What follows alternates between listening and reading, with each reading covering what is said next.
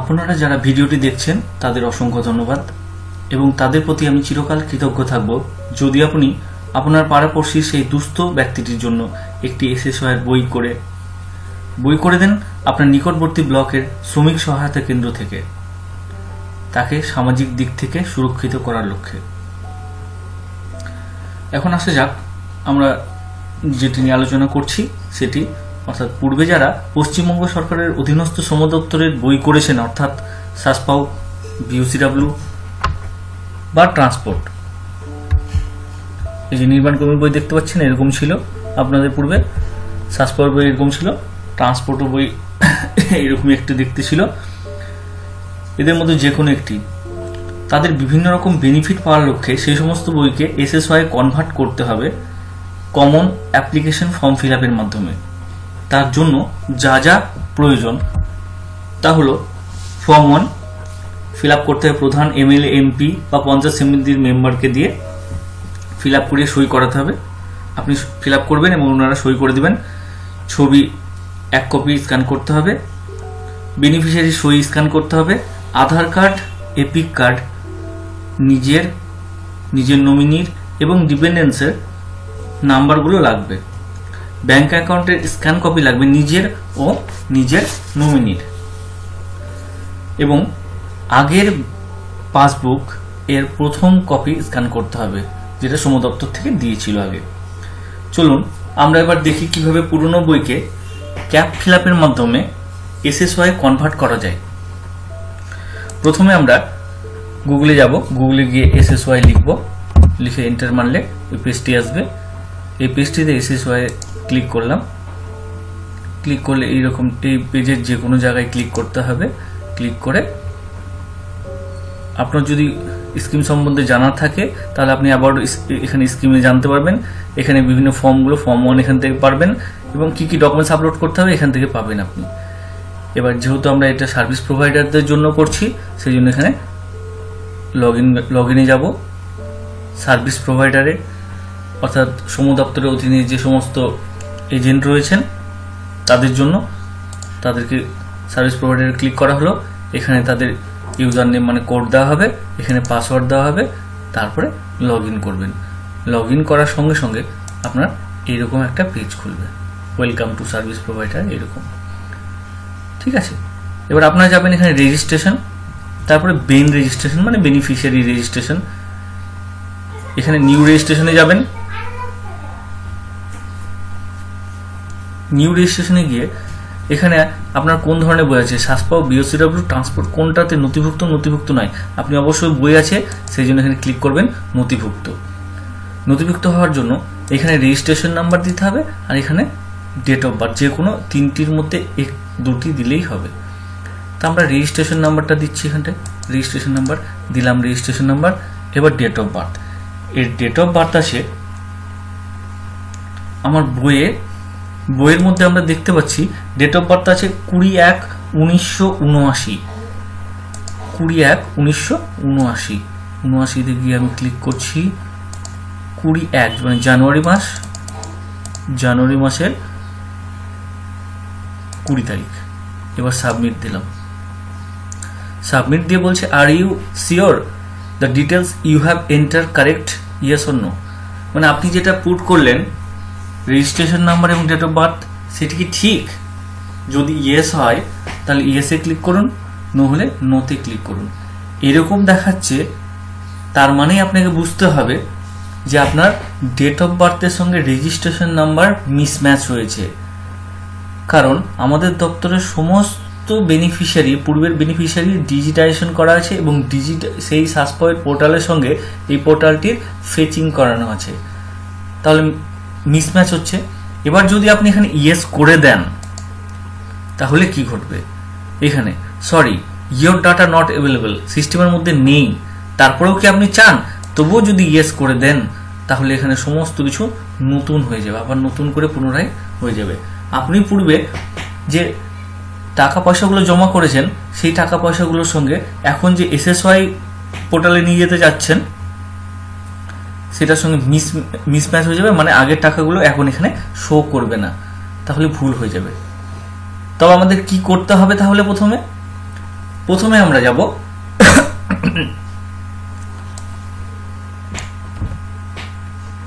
প্রথমেই আমরা এখানে ড্যাশবোর্ডে যাব। ড্যাশবোর্ডে গিয়ে প্রথমে আমরা এখানে ড্যাশবোর্ড শো করছে, ড্যাশবোর্ডে যাব, মানে এইরকম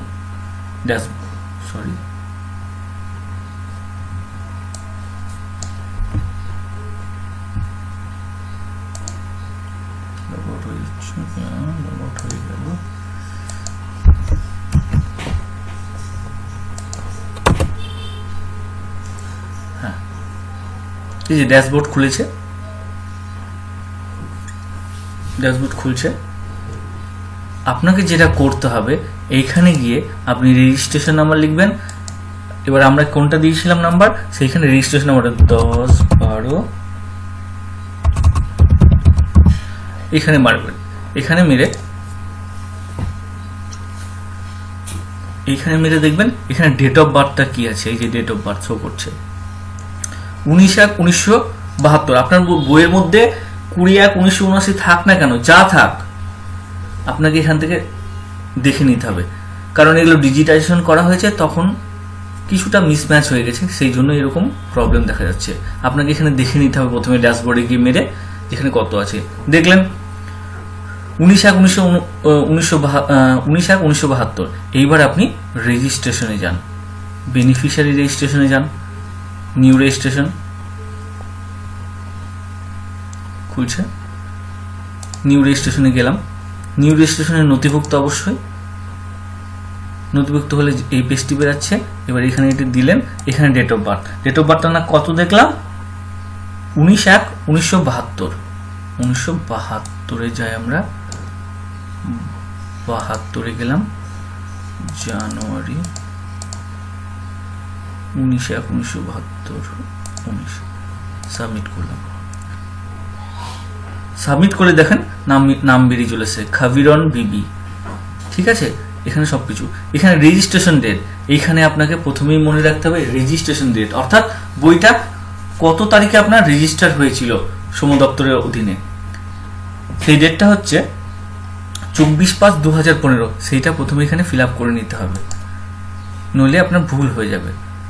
বইটা হয়েছিল 24/5/2015। তাহলে 2015 আমরা সিলেক্ট করছি, 2015 24/5/2015 বইটা হয়েছে। নাম ঠিক আছে কিনা দেখে নেবেন, বানান ঠিক আছে কিনা। পুরো চেঞ্জ করার আগে আপনার ব্লকের শ্রম দপ্তরের পুরো নাম যদি ভুল থাকে, শ্রম দপ্তরের IMW সাহেবের কাছে দেখিয়ে নেবেন প্রমাণ সহকারে, তারপরে চেঞ্জ করবে। নইলে আপনি ফর্ম ফিল আপ করার পর উনি আপনাকে সেটি সেন্ড ব্যাক করে দিবেন। সেটি ডবল খাটনি হয়ে গেল, আপনার পক্ষে সেটি ভালো হবে না। এখানে আপনাকে কি বসাতে হবে, বাবার নাম বসালেন, মায়ের নাম, ওনার ডেট অফ বার্থ, এইটাই ব্যাপার। এইবার আপনি এখানে এসে ডেট অফ বার্থ আপনার ছিল কত, 20/1/1979, 20/1/1979। এখানে গিয়ে আপনি 20/1/1979 সিলেক্ট করে বইয়ের মধ্যে যেটা আছে ঠিক করে নেন। 1979 20/1/1979 সিলেক্ট করে এবার ঠিক আছে। এখানে এজ চলে আসলো, জেন্ডারটা দেখে নিন। এখানে জেন্ডারটা অবশ্যই ফিমেল হবে, ভুল করা আছে। খাবিরুন বিবি মহিলা। ম্যারিটাল স্ট্যাটাস অবশ্যই বিবাহিত, উনি বিবাহিত হলে ওনার হাজবেন্ডের নাম দিতে হবে। হাজবেন্ডের নাম হচ্ছে হামিদুল হক।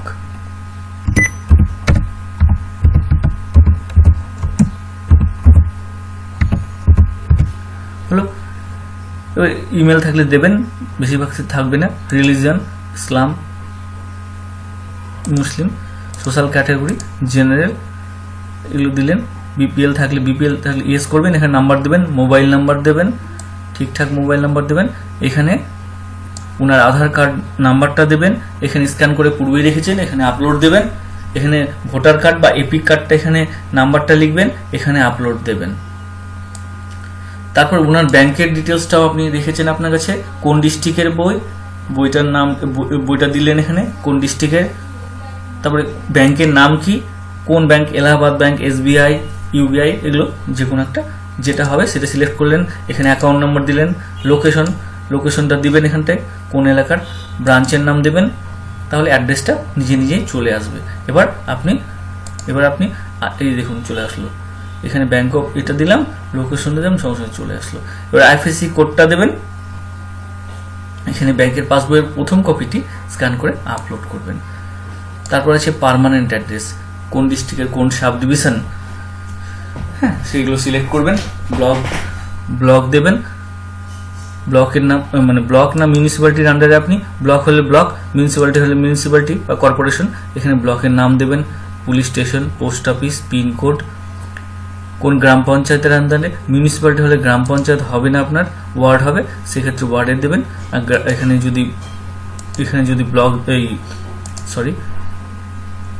যদি ব্লক দিতেন তাহলে আপনার জিপি হতো, ঠিক আছে, দিলেন, এগুলো ফিল আপ করলেন। যদি পার্মানেন্ট অ্যাড্রেসটা প্রেজেন্ট অ্যাড্রেসের সঙ্গে সেম হয়, এখানে ক্লিক করবেন, এই গোটাটা ফিল আপ হয়ে যাবে, এখানে ক্লিক করা মাত্র গোটাটাই ফিল আপ হয়ে যাবে, ঠিক আছে, ফিল আপ করলেন। তারপরে বলছে আপনার কি ডিপেন্ডেন্স আছে, ডিপেন্ডেন্স যদি থাকে এখানে ইয়েস করবেন, ইয়েস করার সঙ্গে সঙ্গে এখানে ফিল আপ করবেন। আর তাদের যদি বই থাকে আমাদের অধীনে সাসপাও বিওসি ট্রান্সপোর্টের, তার রেজিস্ট্রেশন নাম্বারটা দিবেন, আর এখানে স্কিমের পাসবইটা স্ক্যান করে আপলোড করবেন। যদি না থাকে কোনো কিছু করতে হবে না, আপনার ডিপেন্ডেন্সের নাম, রিলেশন, মেল, হ্যাঁ জেন্ডারটা মেল না ফিমেল, ডেট অফ বার্থ দেবেন, তাহলে এসটা চলে আসবে। আধার কার্ড যদি থাকে তাহলে নাম্বারটা দেবেন, যদি একের অধিক থাকে এখানে অ্যাড করবেন, অ্যাড হবে। এবার নমিনি ক্ষেত্রে যাই, অবশ্যই এই যে হামিদুল হক, হ্যাঁ বানানটা যদি ঠিক না থাকে ঠিক করে দেবেন। রিলেশন কি আপনার সঙ্গে, না স্পাউস মানে স্বামী। তারপর হচ্ছে gender male, date of birth দেবেন, ওনার বয়সটা চলো। শেয়ার অফ এলোকেশন মানে আপনি যদি মারা যান, বেনিফিশিয়ারি যদি মারা যায়, তার সমস্ত পুঁজিকৃত রাশি হ্যাঁ কে পাবেন, ইনি পাবেন। শেয়ার অফ এলোকেশন মানে 100% ইনি পাবেন। আর আপনি যদি দুজনকে ভাগ করে দিতে চান তাহলে এখানে এসে অ্যাড দেবেন 50-50, মানে 50% ইনি, 50% উনি পাবেন। ইউ হ্যাভ ব্যাঙ্ক অ্যাকাউন্ট বলছে, হামিদুল হকের কি ব্যাঙ্ক অ্যাকাউন্ট আছে, ইয়েস দিলেন এখানে, হ্যাঁ অবশ্যই থাকতেই হবে, হ্যাঁ নাহলে করিয়ে নেবেন। ব্যাংক নেম দেবেন, account number, branch, IFSC code দিলেন। তারপরে এবার যে আমরা প্রধান এই ফর্ম 1টা কে আপনার কি ফর্ম 1 আছে, অবশ্যই ফর্ম 1 ছাড়া তো আপনার এই স্ক্রিপ্টটাই ফিল আপ হবে না, আপনার ফর্ম 1 আছে।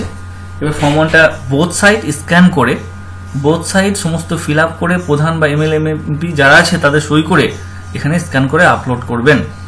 এবার কে আপনাকে দিয়েছে, এই এদের মধ্যে কে সই করেছে, আপনাকে কে আইডেন্টিফাই করেছে যে আপনি ওই ধরনের কর্মী, এমএলএ এদের লিস্ট দেওয়া আছে, যেখানে যা দিলেন। এখানে নেম অফ দ্য এরিয়া, কোন লোকেশনের উনি সভাপতি বা এমএলএ এমপি সেটা দেবেন, আর ওনার পুরো নাম। তারপরে ছবিটা স্ক্যান করে রেখেছেন, ছবিটা আপলোড দেবেন, সিগনেচারটা আপলোড দেবেন এখানটায়। এখানে বলছে যে আপনার সাসপাও বা অন্যান্য সাসপাও বিওসি ট্রান্সপোর্টের যার বই আছে, সাসপাওয়ের ক্ষেত্রে পাসবই, আর অন্যগুলোর ক্ষেত্রে আইডেন্টিটি কার্ডগুলো, অন্য ক্ষেত্রে আইডেন্টিটি কার্ড স্ক্যান করে আপলোড করবেন। আর যদি অন্য এনি আদার ডকুমেন্টসটা যদি দেওয়া আছে, এই কারণে আপনার যদি পিএফ এই যে এইখানের জন্য কি কারণ কি, আপনার যদি ইএসআই কার্ড থাকে, এমপ্লয়ি স্টেট ইন্স্যুরেন্স, বিভিন্ন কোম্পানিতে কাজ করলে তাহলে হয় এগুলো কার্ড, যদি থাকে তাহলে তার ডকুমেন্টসটা এখানে আপলোড দিয়ে দেবেন, ঠিক আছে। বেশিরভাগ ক্ষেত্রে আমাদের আনঅর্গানাইজড সেক্টরের বিভিন্ন কর্মীদের ক্ষেত্রে এই কার্ডটি থাকে না, সেই এখানে হাত দেওয়ার দরকার নেই। এখানে I would like to option PF, এখানে অবশ্যই ইয়েস দিবেন, মানে আপনি 25 টাকা দিলে সরকার 30 টাকা এবং সুদ দেবে, যেটা পিএফ এর সুদ থাকবে তা দেবে, সেটা কি নিতে ইচ্ছুক, ওখানে অবশ্যই ইয়েস দেবেন, তাহলে আপনার বেনিফিট কেন নেবেন না, সরকার দিচ্ছে আপনার জন্য। এবার ওয়ার্কার টাইপ, আপনি কোন ধরনের কর্মী, construction worker, transport worker, others worker, হ্যাঁ এখানে আদার্স ওয়ার্কারের জন্য আমি করলাম, সেই জন্য আদার্স ওয়ার্কারে ক্লিক করেছি। Self employed, unorganised, others worker সাধারণত আনঅর্গানাইজড হয়, আনঅর্গানাইজড দিলেন। এবার লিস্ট কোন ধরনের, এখানে 15 কি কাজ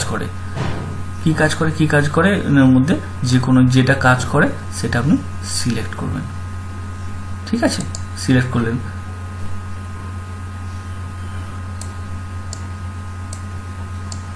সিলেক্ট করুন। এখানে নেম অফ অকুপেশন চলে আসলো, সেলফ কোথায় কাজ করে সেই জায়গাটার নামটা দিতে হবে। এবার মান্থলি ইনকাম এখানে অবশ্যই মনে রাখতে হবে আপনার ইনকামটা 6,500-এর নিচে হতে হবে। এখানে সেই টাকাটা দিলেন, আই এগ্রি দিয়ে এখানে সাবমিট করবেন, তাহলে আপনার পুরো কাজটা সম্পূর্ণ হলো। ধন্যবাদ আপনাদের সবাইকে।